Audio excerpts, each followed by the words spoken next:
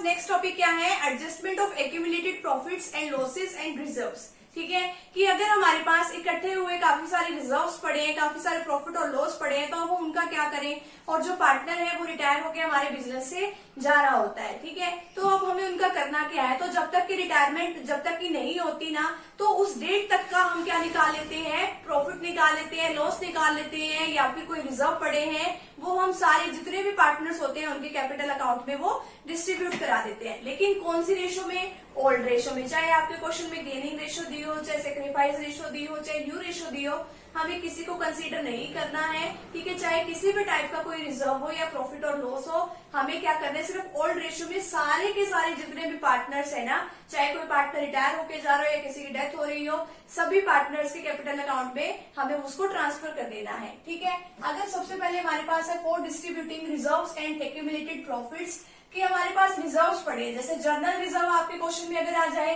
Reserve fund आ जाए, profit और loss का अगर क्रेडिट बैलेंस आ जाए, ये बात ध्यान रखनी है, क्रेडिट बैलेंस प्रॉफिट होता है, लेकिन जो डेबिट बैलेंस है P&L का वो क्या है, लॉस होता है, ठीक है। तो क्रेडिट बैलेंस को आपको कंसीडर इसमें करना है, क्रेडिट बैलेंस को, ठीक है, वही, क्योंकि क्या होता है, प्रॉफिट होता है। तो हम इनको तो क्या कर देंगे, डेबिट। क्रेडिट किसको करेंगे, सारे पार्टनर्स के कैपिटल अकाउंट को, ठीक है, क्योंकि अगर पार्टनर्स के अकाउंट में कुछ अमाउंट जाती है तो हम उसको क्या करते हैं, क्रेडिट करते हैं। अगर हम उसमें से कुछ निकलवाते हैं तो हम डेबिट करते हैं, लेकिन कौन सी रेशो में, ओल्ड रेशो में, ठीक है।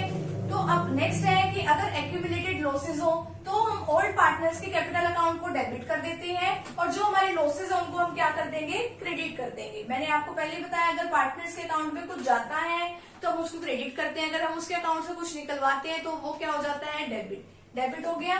अब यहाँ पे क्या है, टू प्रॉफिट एंड लॉस की वजह से कौन सा बैलेंस है, डेबिट बैलेंस है। डेबिट बैलेंस क्या होता है, लॉस। कौन सी रेशो में करेंगे, ओल्ड रेशो में। आगे क्या है, for distributing surplus of specific fund.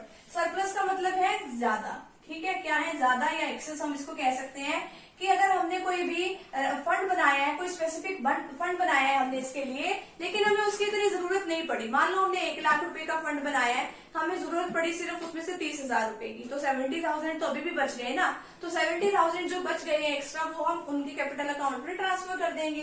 तो ये वही वाला रूल अप्लाई हो जाता है, ये प्रॉफिट्स वाला। Workman compensation fund account debit, investment fluctuation fund account debit to all partners capital account. लेकिन कौन सी रेशो में, ओल्ड रेशो में। मैंने आपको पहले बताया था सब कुछ क्या होगा, ओल्ड रेशो में हम इसको कंसीडर करेंगे। तो ये आपका एक छोटा सा टॉपिक है, adjustment of accumulated profit and reserve का। तो ये आपका यहीं पे कंप्लीट है। तो यहाँ तक का फटाफट से आप स्क्रीनशॉट ले लीजिए। अभी